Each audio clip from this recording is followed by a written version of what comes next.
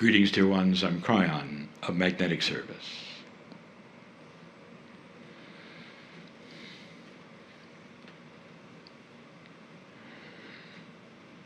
The element that is studied today is water.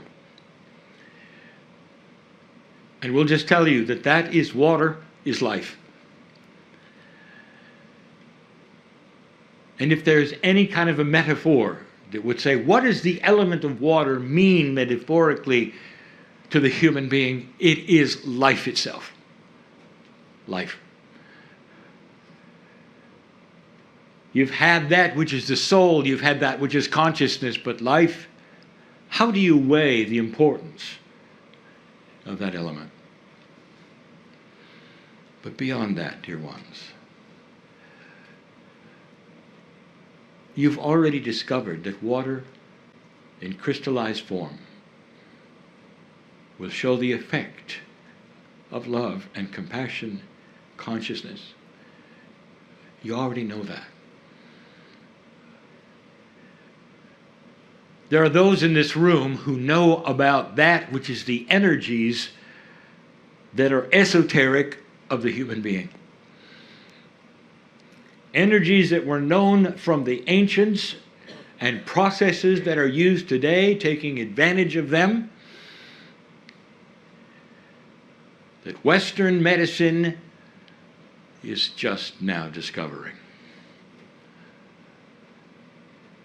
So you also know the power of consciousness and how it changes the energies, how energies can be then altered by the way a human being thinks about themselves. There are those who use energy work who have discovered a long time ago that there are human beings who can sit and endure it and have no change, and then there are human beings who can sit and accept it and embrace it that will be healed. So what does that tell you about the meridians? Do they just sit there and do their thing, or are they like antennas that pick up the intent and the consciousness of the human being, amplify it, and go into the places that are designed for them to go into, and affect that which is at the cellular level, life itself, the water? Every process you can think of in this room that you have done or you may be an expert in seems to also know who you are when you do it. It's almost like it tunes in to the human being who is part of it all. If you go away with nothing from this series, I want you to remember this one thing. You are powerful. More than just powerful. You are selectively powerful. That is to say, you can design who you are. You can design the diseases you catch and heal. And how you think and what you perceive will lay upon you like a book. Like you can open it and read who you are. I'm afraid of this. I'll catch this. Or I'm going to survive no matter what because I will not catch this. I will not do this. This will not attach itself to me. I am a healthy person. My cells all agree. They cooperate. I know who I am. They know who I am. Which book is yours? No time in history is this more prevalent and more exciting than now. More is happening than you know. The shift that you have gone through at 2012 starts to move so many things, and it is incremental. So slow is it you may not even understand that it's moving. You'll have new processes and new ways to measure them. You'll start to see that which is the body's energy itself start to cooperate with the energies of the consciousness of the human being who is using them. you'll start to see something we've told you before, and that is a move away from that which you've had, which you call allopathic. That there will be no more cures as you think of them, but more like healings and reversals as you design them. Instead of taking a pill that then is going to change some chemistry and at the same time perhaps have side effects, there's going to be a purity of consciousness imbued into whatever device you think, if any at all, put inside the human being, esoterically perhaps with consciousness or otherwise, and the body will recognize it. What do you call homeopathy? Is it a pill? No. It's a signal. The difference should be obvious. Homeopathy is not a drug. It's a signal. It's a signal that is designed to talk to that which is your innate.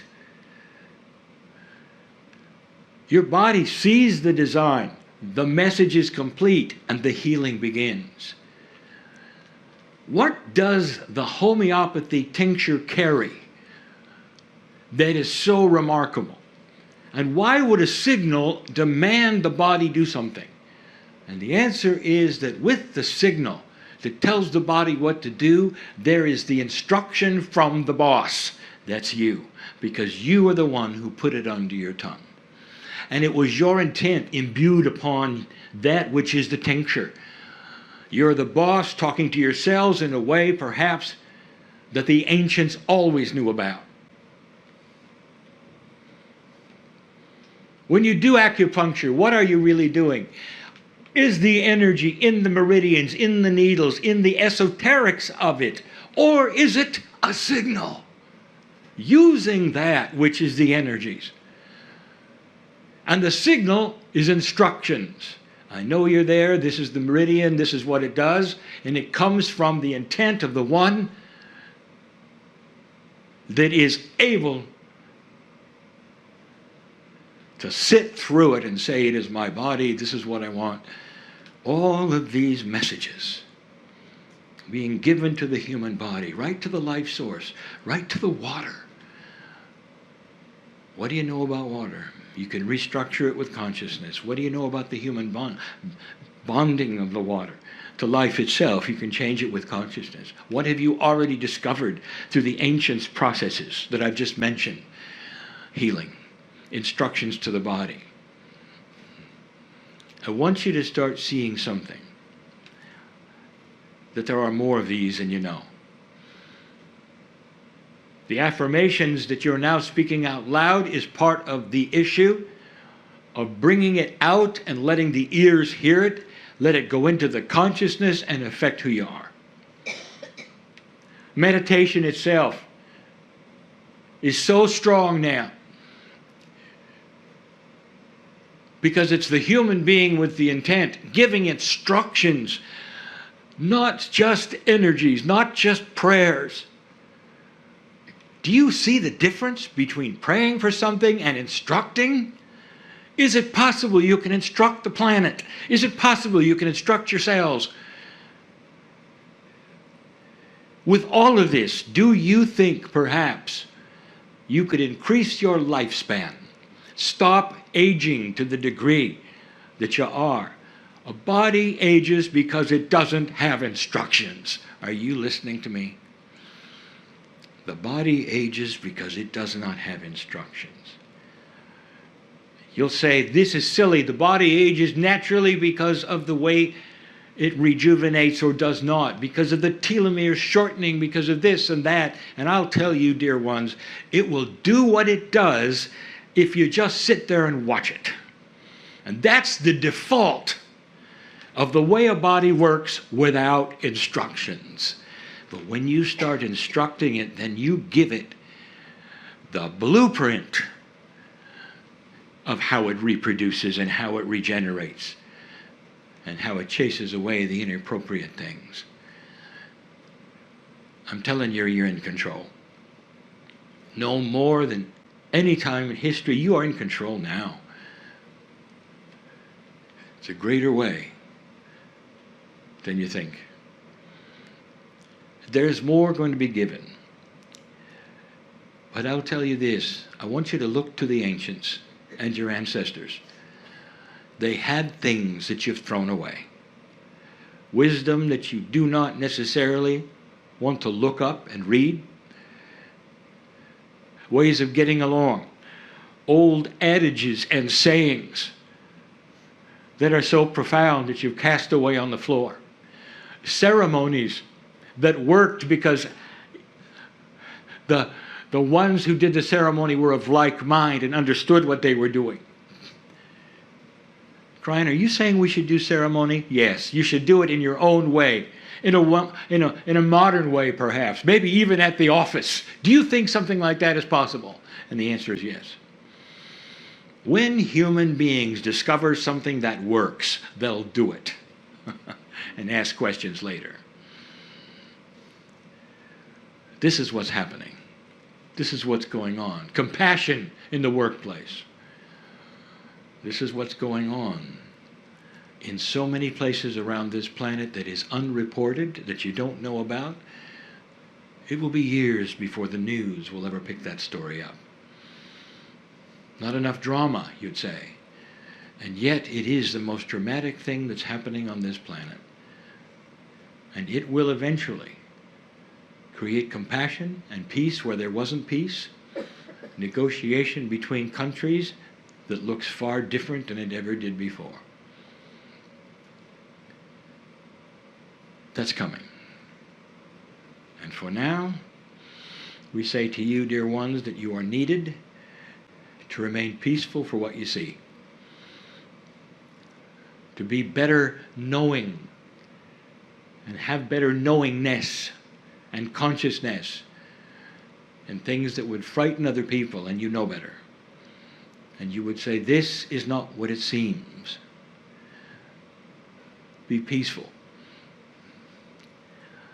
For your balance will then affect the others around you.